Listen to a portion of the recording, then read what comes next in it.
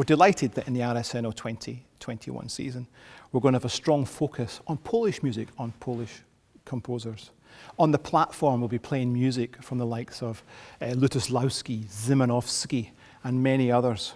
And off the platform, we'd like to look at the relationship between Scotland and Poland, a fascinating partnership that has developed through the centuries.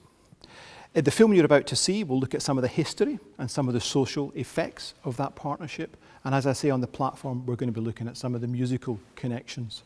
But I think it's interesting why Poland and Scotland have this close association, despite being at opposite ends of Europe. And I'd like to suggest that one reason for that is this, is that both are relatively small countries next to much larger neighbours. And how does a small country use culture to articulate and to amplify its identity? And I think both countries have been successful at doing that. So in this 2021 season, we've got two strands running through. One we've called Scotch Snaps, and we look at the wonderful talent that exists in Scotland, celebrate some of the living composers that have chosen Scotland as their home and are working here. And alongside that, we look at other diverse composers, and in particular, we look at this Polish strand. And there are two things about a strong cultural identity. Firstly, of course, it gives you something to celebrate in itself. But also through the strength of that, I would suggest that you're able to look at other influences that can be brought in to enrich the cultural landscape. So, the cultural history between Scotland goes back a long way. It goes back perhaps to Chopin, 1848, when he came and spent many months at the end of his life in Scotland, probably in pursuit of a young lady. We don't know for sure. But he spent 7 months here and did some fantastic work, which is remembered to this day. And then in 1910, a chap called Emil Milnowski came to become the principal conductor of the Scottish Orchestra, the predecessor of the RSNO. And one of his lasting legacies is a piece called Polonia, an overture by Elgar. And he encouraged Elgar to write this piece. He brought Elgar to Scotland in 1910 to conduct it.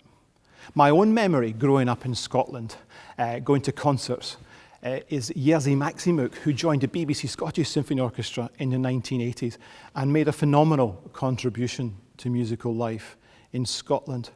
And another name which, as a brass player, I heard from my early years was a man called Alfred Flaczynski. And he survived the war by playing the trombone. He thought he was going to be shot, and instead he was enlisted as a trombonist in an opera company, an SS opera company the Germans formed. He came to Scotland. He worked as a professional violinist. He worked for the Forestry Commission. He married a Scots lass and astonishingly became principal trombone in the Scottish Orchestra, going on slightly later to join the Philharmonia Orchestra in London, one of the huge personalities that helped shape musical life in post-war Britain. So we hope you enjoy the music that we're about to play through this season. And it's wonderful also if you could join us in the conversations around this incredible relationship between Poland and Scotland.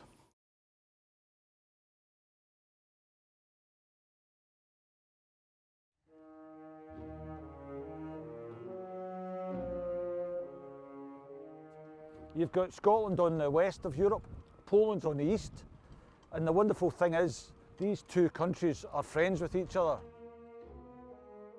500 years ago it was traders from Scotland going along through the Baltic to Poland. Now you've got Polish people coming on planes to Scotland, and the future for the Scottish-Polish relationship can be nothing but positive. I currently live on the Isle of Bute here. A recently retired mathematics teacher, but this is what I do a lot of my time on this old boat here. Built in 1982, it was a bit of a rust bucket, and I'm trying to convert it into a boat that I can go sailing in up the west coast, so to speak. My dad was Polish, my mum was Scottish. My father came to Scotland when the war broke out in 1939. The Polish army, when the Germans invaded, the Polish army made the decision to leave Poland and regroup in France. But then, of course, they had to leave France and they ended up all being sent to Scotland. So you had a Polish army formation in Scotland in 1939. My father was one of these soldiers.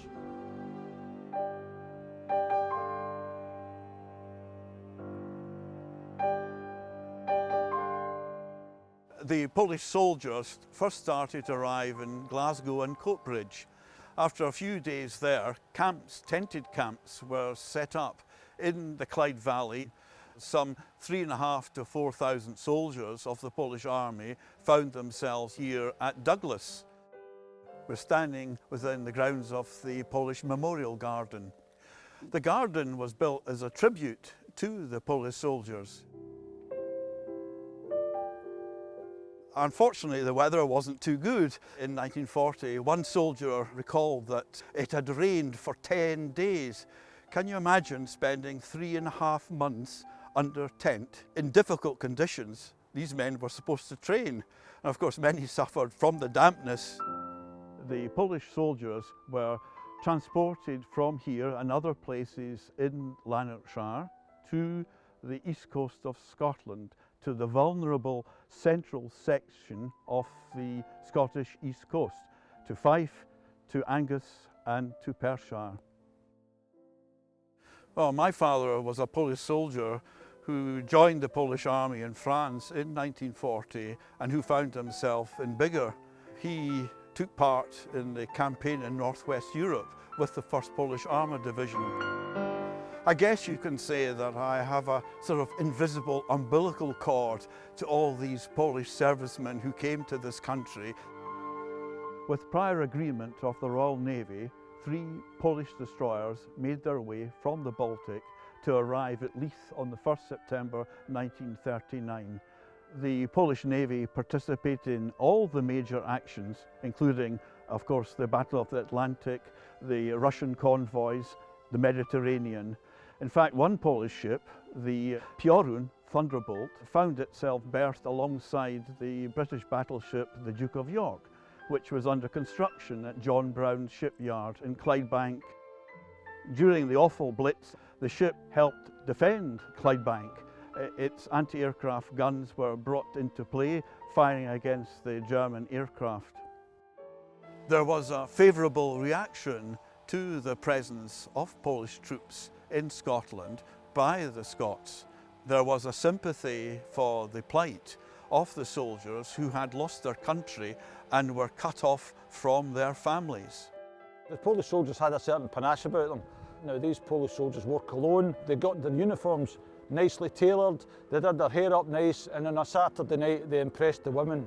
I remember my mother telling me that she was really impressed when my dad, or perhaps other Polish soldiers, came up to her, clicked the heel together, take the hand and kissed her hand before taking them for a dance.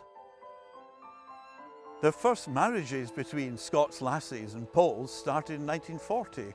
In all, something like 3,400 by the end of 1947. The foundation of the Polish community in Scotland is based on those marriages during and immediately after the war.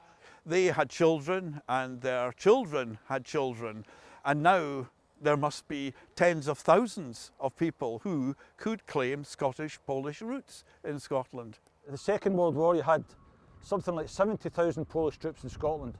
The difference now is you've got something like 100,000 Polish people in Scotland. It's a very, very positive thing that you've got 100,000 Polish people here working hard to make Scotland a better place.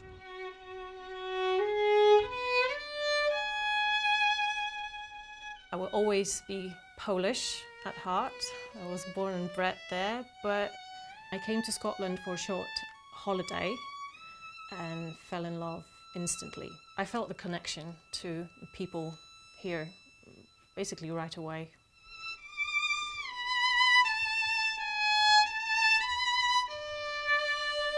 When a train pulls in at Glasgow Central, is that thing written on the wall, "People make Glasgow," right? That's one of the first things I saw coming into the city.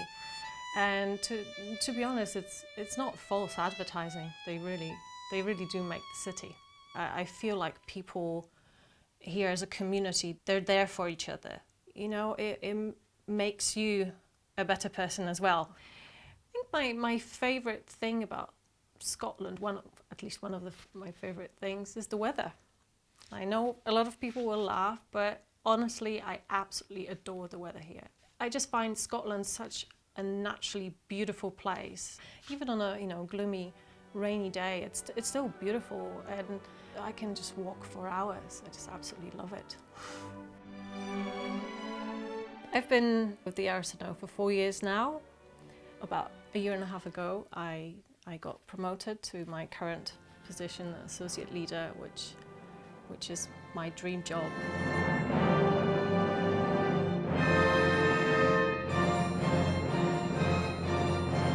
For such a relatively small country, you've got 2 symphony orchestras, you've got the opera, you've got the ballet. There's a fantastic chamber orchestra in Edinburgh. There's the Edinburgh Festival, of course. There's so much happening. I really also love our out-of-town concerts. We often go to Dundee, Perth, Aberdeen, Inverness. It's been an absolute pleasure to get to know the whole country. Maybe because we're artists, and I find that amongst a lot of my friends in the orchestra who are of different nationalities as well, we have a huge heart for embracing different cultures. It can only enrich our lives.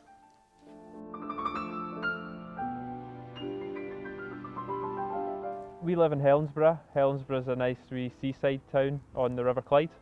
It's a beautiful place to live and to grow up children. It's very quiet and people are friendly, and There's a nice community here.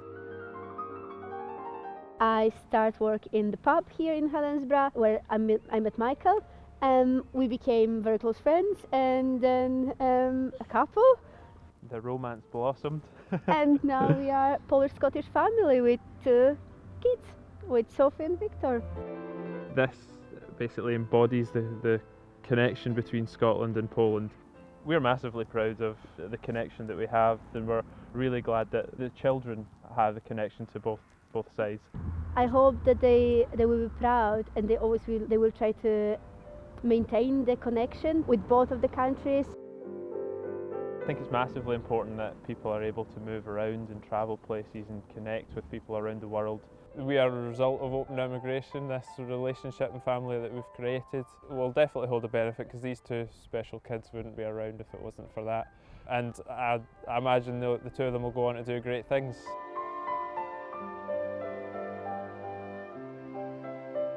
Whilst I was born in Scotland, I am very proud of my Polish ancestry.